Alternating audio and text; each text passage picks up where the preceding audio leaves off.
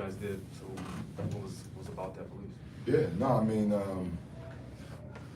I think when you see it every day, you know, and you can feel it. And I'm sure people thought it was crazy when I said that we were getting better, even though we weren't getting the results. And I'm sure, people were calling me an idiot, but I knew it because I'm here every day. I see it every day, and I saw, who we played, and we were playing top half of our league teams. For a new team, I don't care who you are, for any team, those are hard things to do. But I knew it was only making us better. And if they could survive that and keep their confidence, like days like this were coming, because I saw every day with every game how we got better. We have gotten better from Michigan State to this point. We were better today than we were at Iowa, period. And again, I can say that, and I was confident in that because I practice every day. I see what these guys do. I see the growth and the steps that we've taken from Orlando to now. Mike making those 2 free throws is like symbiotic from Ohio State. It's like they learn from every single thing and they store it, and they're like, you know what, never again. And I just think it's coming together, and the confidence never wavered. Even when we weren't getting the results, they were still a confident group because they knew we could show them through film the steps and the growth they were making, and they believed it. They trusted it. They trusted each other. They kept working, and they're finally being rewarded. Ben, what did you like defensively? Looked like you guys were switching a lot, fronting Biddle. Yeah, I thought that was the key. I was so paranoid about just their ability offensively. They have so many good pieces, and Shellstad's a really good point guard, so we wanted to not have 2 on the ball, so be able to switch his ball screens with Biddle, take away Biddle's, be able to pick and pop, take away the 3, be able to kind of corral Shellstad. Obviously, Angel got off in the first half, but only had 3 in the second. And I don't know if, Dawson obviously had, 31, but what he does defensively, I don't know many people in our league. I don't think there's a 6'11" guy in our league that can guard Shellstad like that for 40 minutes and keep him in front and move his feet and be the anchor of our defense. That's a true 6'11", and we treat him like he's a big wing with his defensive assignments, and he just responds every single game. And for him to be able to do that, and for us to have that defensive game plan, I thought that really benefited what we were trying to do and helped us win. How do you coach Isaac through it? When he's asked to play pressure minutes at the end of the game, you're subbing in. How do you coach him through that so he keeps his poise and grows and delivers results? I think part of that is just in the recruiting process. Again, like what guys do doesn't necessarily surprise me, right? And the way Ike's built does not surprise. There's a reason why I wanted him here, because you see all of that in AAU. You see all that in high school. Like personalities don't really change, and his demeanor's never changed since the day I recruited him. But that's the reason I wanted him here, is because I knew he's built like that. And so I don't have any hesitation putting him in those situations. I don't even look at him honestly as a freshman, because he's kind of more mature above his years. But you notice those things. That's why you recruit the people too, and personality matters and demeanor matters, and that stuff translates. And that's why he's going to be a stud. He's just got a toughness to him. He's got a savviness to him. He's learning on the fly. He makes mistakes. He had to push off foul. So you got to live with some of that. He'll have some turnovers. You got to live with some of that. But physically, he can guard in this league. He can guard some of the best players, and he's proven that. And you've been very appreciative of the smaller crowds, but you also pleaded for people to come and that's what the results could be like today. What kind of impact was this, and how surprised? No, I told myself that I was going to open with that, so I apologize for not. But no, it was everything. It was everything, and the student section was unbelievable. Packed, and they get the crowd going. I thought the crowd from the start was amazing. Again, we don't go on the run to begin the game without the energy of the crowd, and then the energy they brought in the second half. And I just can't say enough. Like, you have to have that. You have to have that. And I know we have a great fan base, and now the challenge is we just keep coming out, keep showing up. We've proven we can be competitive with teams in this league, but we need them to keep it going. We can't do it on our own. We can't do it, without their energy. The other team has to feel them, because we feel that on the road, right? Everywhere we go, it's like, oh my God, right? You feel that, and I want that to be here, because it's a difference in, probably 5 points, to be honest with you. Hey Ben, you had 22 assists on your 30 makes, and then don't give up any second chance points. Does that just show how interconnected this team is? Yeah, no, I think they are. I mean, they got a resolve to them it's just growing, and they're a connected group. They just got a fighter's mentality. It's not always pretty, but to your point, they're connected, and their communication is getting better on the court.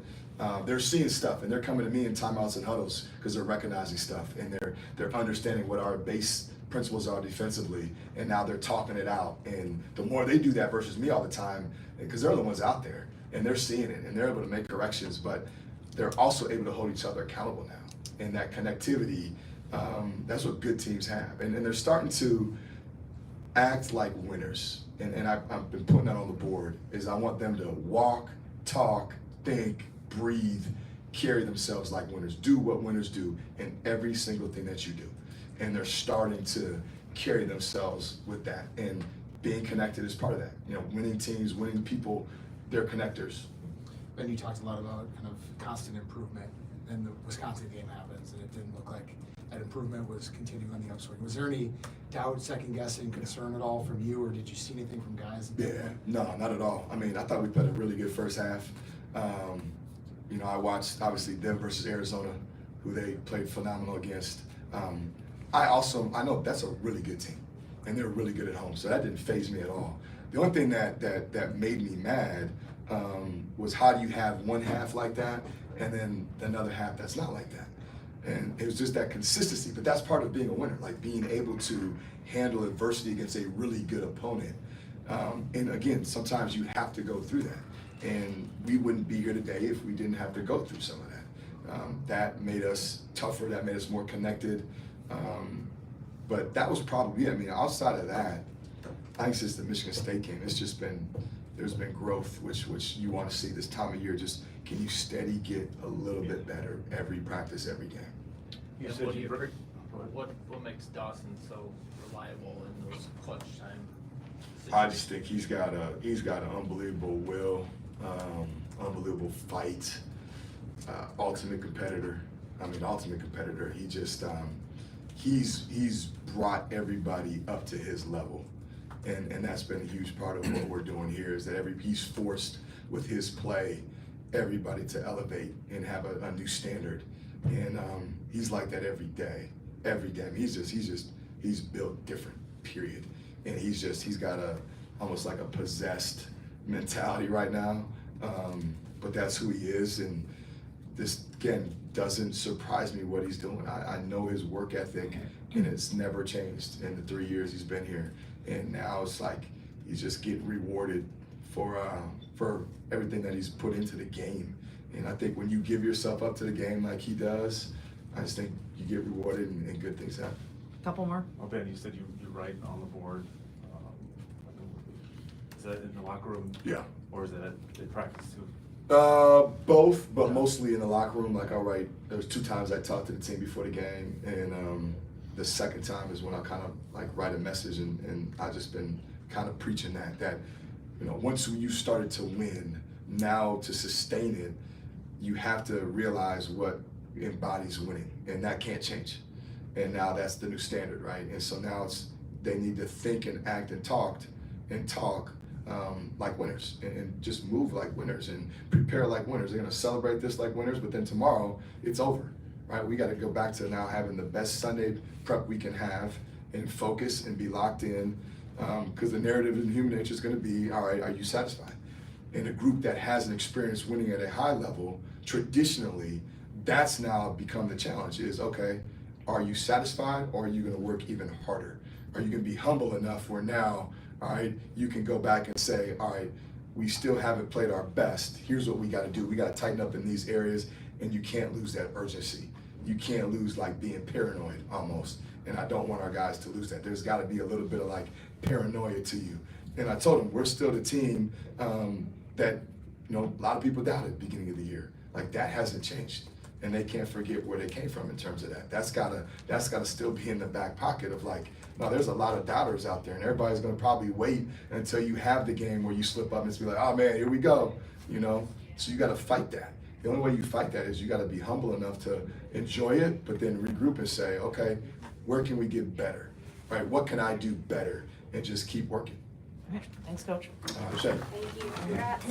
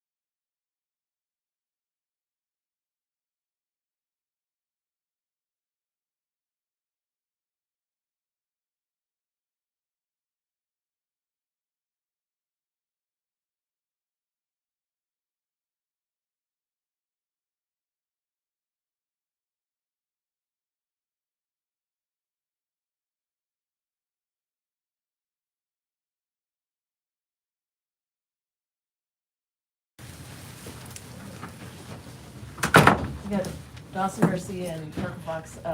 One quick thing, Dawson just wants to address the media quick. Yeah, just to start off on a more serious note, I was praying to God for another opportunity to have like this, a viral moment. Josh Hansen, he was a team impact player. He was a part of our team. He recently passed away from cancer, and so special kid, great heart, beautiful soul. And so just if you guys could all extend your thoughts and prayers to his family, and just make him known, because he was a great kid, and we shared a lot of great memories with him. He touched us for sure. Dawson, can you tell us a little more about him? What did you love about him? Yeah, I just love that he was a fighter, and every single day, his circumstance, it was tough. He was fighting for his life, but every day he was with us, he showed up, and he had a good spirit. Him and his dad, his mom and his dad, George and Monica, and so he really helped our team out a lot for over the past 3 years, really.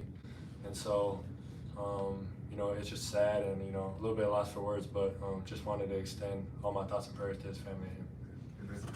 All right, questions for Dawson or Parker? Dawson, is that, you know, when you were growing up, you obviously followed the Gophers some, and, I mean, is that what you thought about when you thought about what you wanted to bring back to the Gophers?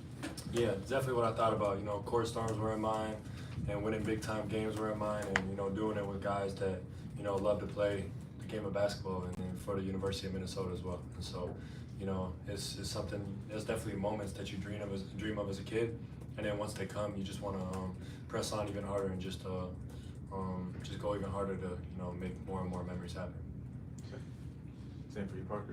Yeah, I mean, I think I've hammered home on it for 4 years now about how special it is to wear Minnesota on my chest. And I remember I was at a Purdue game when I was a little younger, so I was sitting up in the rafters with one of my buddies, and the Gophers beat them, and just remember storming the court. And so I've seen it from both sides. You know, I've been that little kid that wanted all the autographs, and then, you know, today I have, you know, a bunch of little kids coming up to me wanting autographs. And our Dobo kind of got a little upset at me. I was taking a little too much time. They wanted to get the media, the meeting started after the game. I was signing too many autographs, but it was like Talladega Nights when you get in autograph mode, you know, somebody's got to stop you. So, but no, it was a lot of fun. And like Dawson said, like, you just want to keep pressing on. You want more opportunities, because both of us, this is our last go around. We don't get another shot to do it in the college level. So you just want more. And I think this team wants more. And I'm proud of the way we fought today.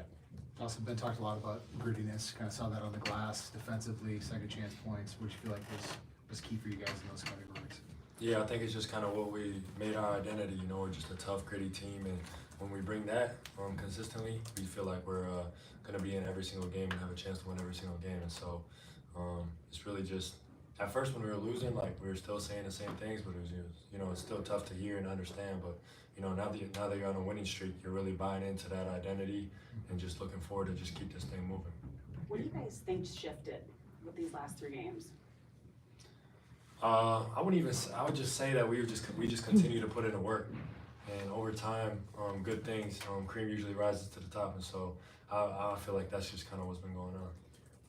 Yeah, I think to backpack off that too is, like, you bring in so many new guys and this new era of the portal, and you know, the amount of money that's being thrown around to the kids these days. It's like, it's really hard to bring in, you know, a team and make it kind of a flawless transition. I don't even know how many new guys we have, but it's a lot. It's got to be 10 plus. So it's like, how do you do that? You know, there's no formula for it. Nobody's written a book on it yet. So I think just for us is just kind of trusting that and realizing that if we show up every day, that we have more than enough. And I was talking to Dawson before the game. I was like, there's no way we lose this game, because we just have way too much momentum and way too much positive stuff going on right now. Just the way practices were and how physical and the cutting, and just like the energy and the atmosphere in our locker room, in the practice room, in the training room, like, everything was just right. And I think when you do that and you consistently show up over time, good things happen. Parker, you also had through all that transition of personnel, you had 4 Minnesotans on the floor at one time, Yeah. you know, with Lakai and Isaac and you and Dawson. So it's kind of funny how it all has come around. Maybe transfers, but they were pretty good Minnesota. Yeah, no doubt about it. And I've spoke on it for a long time, because I think Minnesota basketball is a hotbed of talent, and I think you know, you got to find ways to keep guys like that home. You know, Isaac's a guy that we're super proud of. He's obviously had some really big moments already this year, but he's going to be a really big player down the line for the Gophers. And I think obviously a guy like Dawson coming home and me coming home and being able to just kind of be proud of that, you know, putting Minnesota on your chest. And I get to say I play for the University of Minnesota. Like, that's a team I cheered for growing up. It's where I'm from. It's where I, you know, plan on having a future and having kids and all that stuff. So it's like, it's really a pride thing for me. Parker, you told Dawson there's no way we're losing this game. Yeah. Was that before the game? Or was Yeah, it was yesterday, and then actually at the second time we come down to the locker room, I told the locker room, I was like, there's no way we lose today. Like, I just felt the energy, the atmosphere in the gym. It says 11,000 here, but it felt like 20,000 the way they were loud and riled up, and I think that's what we want. Like, I think I told Mike as we were running up to the court, I was like, this is why we came back. Like, this is the energy. This is the atmosphere that we want to create here at the University of Minnesota, and we're both so proud of it. The fact that we get to be just a small part in that, but also for everybody to experience that, all 11,062 people to experience that energy and excitement, and obviously we come out with a win too. So hopefully people went home smiling. Mark, you said energy twice. How did the fans contribute to that energy? Yeah, I think they were great from the jump. Like, the students showed up, and then I was throwing the hands up to get people going several times, and they responded, and people were up on their feet. I think Minnesota basketball fans are so knowledgeable, and there's such a understanding of the game that comes from Minnesota basketball fans. So I think they were able to kind of sense when we needed that energy, and obviously the way we started was great too. I think we were able to kind of set the tone of the game, and going up big early and hitting shots and getting the crowd engaged early. And when you're able to do that, you not only get the crowd engaged, but you get the guys engaged 1 through 16 on the bench, and everybody was really engaged and wanting to try to find a way to win that one. Dawson, I know the Michigan game was a great ending as well, but the best atmosphere you've seen since you've been here today? Yeah, definitely, and just the way it ended too. And so, yeah, it's definitely, I would say, just the court storm and everything. That was great to be a part of. It's be a lifelong memory. I truly cherish, wearing that. I've said it countless times, but wearing Minnesota across my chest means a lot. And then, playing with great teammates and a great coaching staff, and playing for a great university, having great managers, a lot goes into it that's not seen. And so it's just incredible to be a part of. For either of you, just I know that this is a tough place to play again, but you guys got the win at Iowa for the first time in 10 years in between these games. So what did that do for you going into this one? Yeah, I think it just continued our faith and our trust in what we're doing. I think we really wanted to bounce back and get one, because we felt like we got one stolen there last year. Being up 20, and obviously Dawson went down and was hurt, and but this time around we were able to kind of find a way to finish it off. And it's not always going to be pretty, but at the end of the day, as long as you have one more point in the other team, that's all that matters. So we were able to do that at Iowa. I think it had been the first time in 10 years, teams that I watched growing up. So it's cool to kind of cement yourself in that legacy as well. But like you said, it gives us momentum, and I think we have to have the same mindset going to Michigan State, is finding a way, because we've been close there for the past couple of years, but now it's how do we get over that hump like we did at Iowa. What did you guys have to do after the second half of Wisconsin in the locker room? Would have been easy to kind of have doubt creep in at that point. Yeah, I'll start it off by saying it was like serious reflection, just each man looking in the mirror and really just, expressing ourselves on how we feel in the locker room. And everybody was receptive, and everybody was, humble enough to be vulnerable. And so I think it was a great talk we had in the locker room, and something that our team needed at the time. Yeah, I mean, I didn't really say a whole lot because I was really sick, but I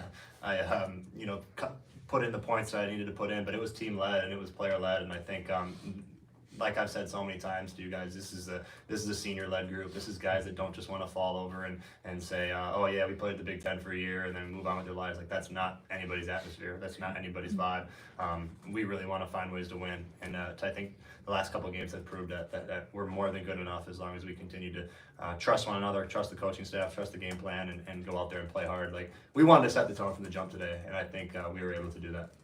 I know you guys always have the Warrior belt, but what's the significance of the game ball there? Oh, I just brought this up here. I'm gonna give this to my mom's got a friend that's got a son, so I'm gonna go give it to him after the game. I just brought it up here because I'm going to the court after. Who got Warrior belt today? I did. Come on. Yeah. Come on. That was God today. Parker, I don't want him to talk about himself, so something, obviously Dawson brings a ton every single game, but what? Oh man, I mean, just so much of it goes unnoticed. Like, if you're a basketball guy, or if you're a basketball fan and you go back and watch just little possessions, the dude makes every single play, and it's not just in game. It's every single day in practice, and his energy is never off. His vibe is never off. He's never negative. He could be in situations, and he's never thinking about what's next. He's thinking about right now, and he's thinking about his teammates. And I think it's a huge testament to who he is, not only as a basketball player but as a man, and obviously a man of faith. And I think I'm proud to call him my brother, and I get emotional about it because I'm so proud of him, because just what he's done for this university and done for me. Like, he's the reason why I came back too. Like, obviously coming back to play for Minnesota is special, but like, I came to play with this guy, and I think that means a lot to me when we're able to kind of share those moments, like put my arm around him and just kind of looking at the crowd after we beat Oregon and people are storming the court. Like, it's the most special thing in the world. So I'm proud of him, and I got a brother for the rest of my life. Appreciate you, bro. And if I'm ever feeling down, I know who to come talk to. All right, thanks, guys. Appreciate it, y'all.